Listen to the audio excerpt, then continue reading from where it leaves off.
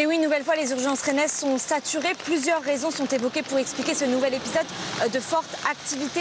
D'abord, une grève à la clinique de Cesson-Sévigné qui a démarré hier, reportant donc toute l'activité médicale sur le CHU de Pontchaillou où je me trouve.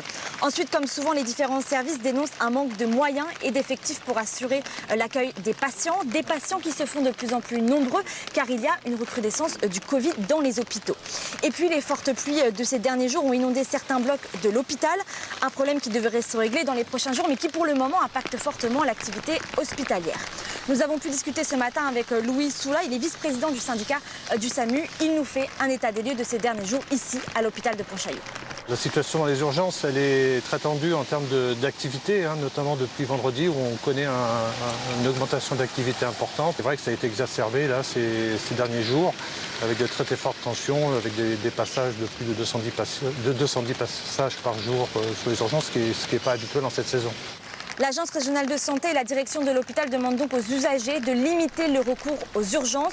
Les patients devront d'abord se tourner vers leur médecin traitant ou vers un généraliste. Si urgence vitale il y a, il faut appeler le 15. C'est eux qui décideront d'envoyer une équipe et donc d'amener le patient aux urgences si besoin.